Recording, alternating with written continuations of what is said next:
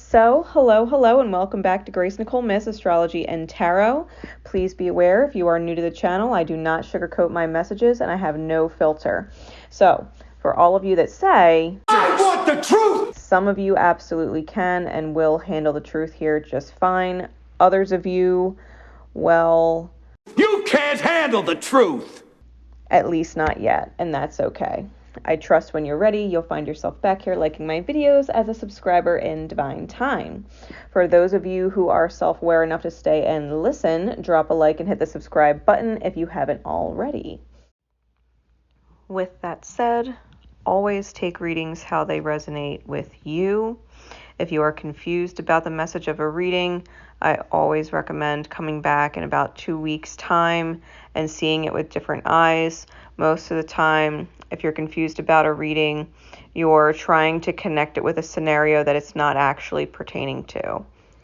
So no matter how tempting it is to listen to this and try and connect the dots to someone else in your experience, understand they're in your experience because of something you are learning through witnessing them to begin with as a divine mirror. So no matter how tempting it is to connect it to someone else, know that I am always reading it to help you better understand yourself and your own healing. Also know, if you look at the image, it represents the 12 houses of your birth chart. Okay, so we all have all of them. If I note certain astrological signs or planets, it's either because that is what is specifically healing in your chart right now or is being recognized in the reading as the area that is healing, or it is being aspected by the different things going on in the current cosmos that's bringing it up. So just because I say a certain sign and it's not your sign does not mean it's someone else. It's most likely a certain area in your chart that's being acknowledged, or it's a certain aspect going on in the current cosmos that is reflecting on the different healings going on in your own chart. Now I'm ready if you're ready. So let's begin.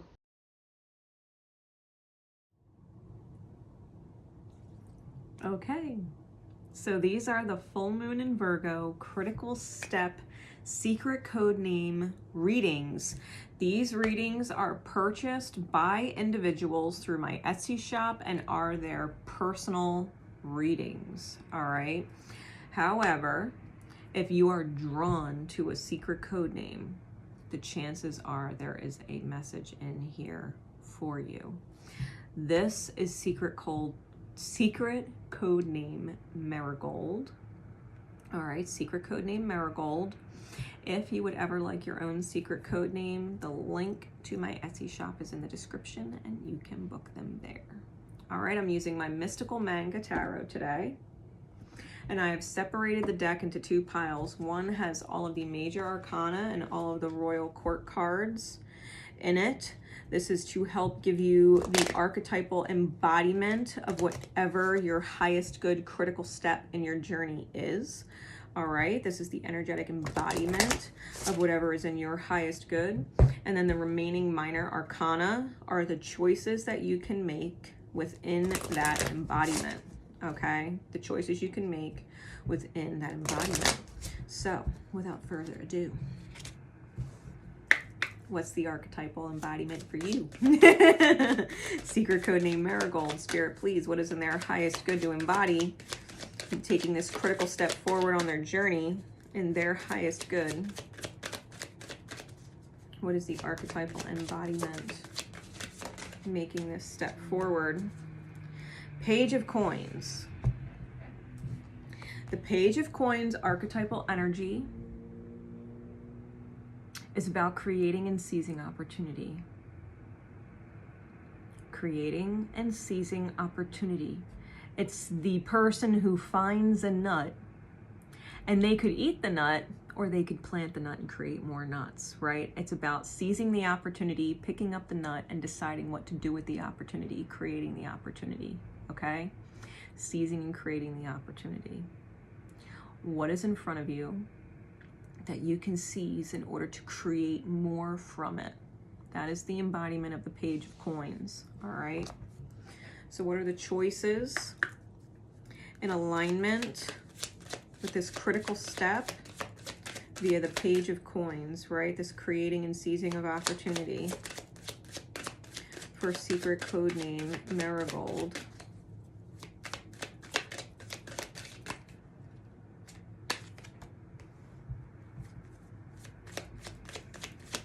What else?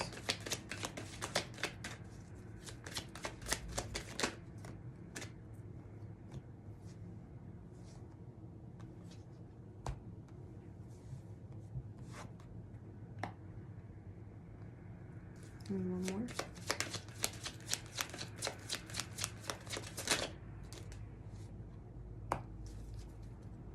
more. All right.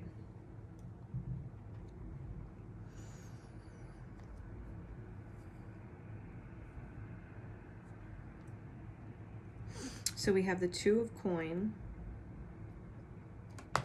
clarified by the Nine of Cups. Two of Coins talks about what is ideal and what is real, and the difference between the two. Nine of Cups is about wish fulfillment. You might have to make a serious acknowledgement or choice about your reality because it either is or isn't aligned. Because usually the Two of Coins, that duality of ideal versus real, when the reality is not matching what is ideal in your mind, then a shift has to be created. You have to start believing that your wish is not just possible,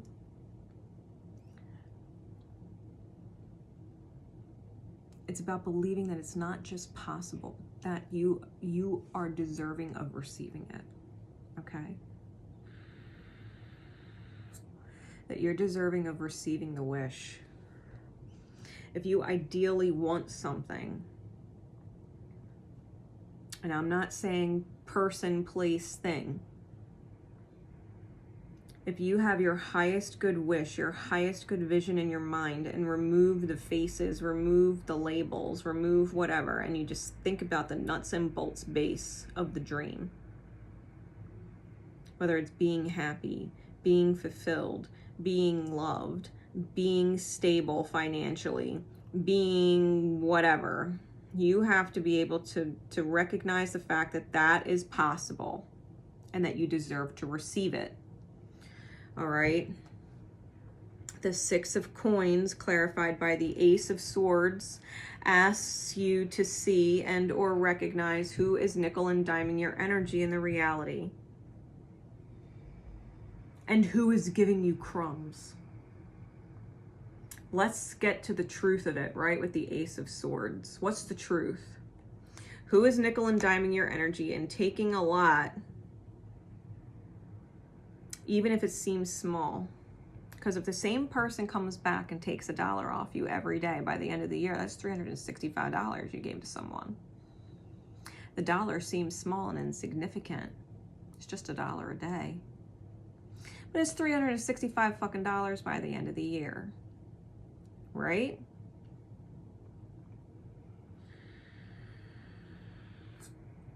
And who is giving you crumbs? For all that you're doing in your energy. Is the energetic exchange equal? Because there's 5 forms of currency. There's financial currency, money, things, items, possessions, right? Things that cost money. There's physical presence, who shows up for you, who is physically available, or does and fulfills physical needs. There's emotional currency, who cares about you, who you care about, who you give that emotional consideration to, who considers you. There's mental currency, right? The currency of knowledge, someone who teaches you things, and vice versa, who you are teaching. Wisdom. And then there's time. Who gives you their time? Who are you giving your time to? Everybody you interact with every day on a daily basis gets some part of your time.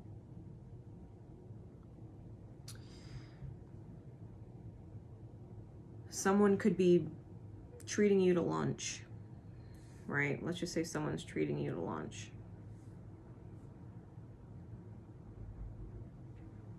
And maybe you're not able to treat them back to lunch, but you're giving them a different energetic currency. You're showing them consideration. You're listening to their problems. You're giving them advice, heartfelt advice. You're being considerate and compassionate of them.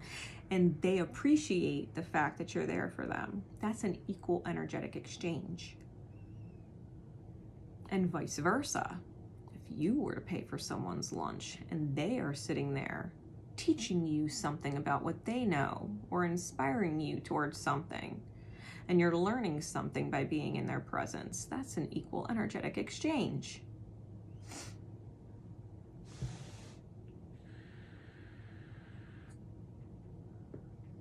Understand what is not equal.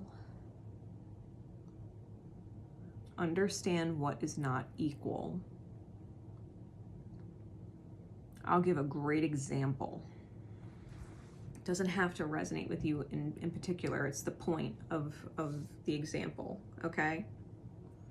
And it's one that people can understand.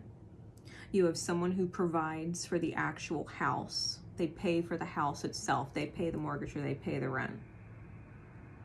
And then you have someone else who provides for the family dynamic, the people who take care of the others in the house, the people who cook for those who live in the house, the people that keep the house clean, the person who makes sure that everything is in order when the person who pays for the house comes home. And they spend their time and their energy in consideration of the person who pays for the house. It's an equal energetic exchange. One person provides for the physical well-being of children and the other provides for the emotional well-being of children, the psychological well-being of them. It's an equal energetic exchange. People fail sometimes to see the value of other energetic currencies, which causes problems. You could be someone's emotional support every day and they call you or text you every day about this problem, this person, that person, and they're having a fucking meltdown. But if you call them, are they answering the phone? Are they providing some other form of currency in your life to compensate for the energy that you just gave them? What the fuck is an equal exchange? And what isn't? Time to face the truth of it, right? And the reality, the Ace of Coins, might be the fact that you are creating your own nightmare, your own anxiety. It's not equal. It's not equal. Because let's just say, here's an extension example. Maybe someone's paying for the roof, but you're paying all the utilities, you're buying all the food. The money is equal. Even if it's just like $100 or $200 off, it's about 50-50. But if you're also watching their kids, if you're also making sure that everything is clean, you're also taking out the trash, you're also considering what they want to do on the weekend and doing everything that they want to do every time, but you don't get to ever do what you want to do and they're not considering you back, the shit's not equal. They could be paying more in money, but you are giving more in total energy. It ain't fucking fair. It ain't fucking fair. The fact of the reality is, if you want a brand new beginning, you want to create and seize opportunity, you may need to look at the foundation that you've created or the dream that you laid out for yourself and realize that you aligned yourself with a dream that would have only caused you anxiety, would have caused you self-doubt, self-criticism, brought in judgment, someone who diminishes your light, right? Someone who would give you crumbs. Like you're a beggar begging for them. This is, you know, it's about recognizing where your own codependent nature is. Saying, fuck this. I'm not codependent. Fuck this. You might have to let the foundation that you started laying shift. You might have to have some serious conversations about the reality, because pages can also represent conversations. You might have to have a conversation about what's fair. Lay a new foundation.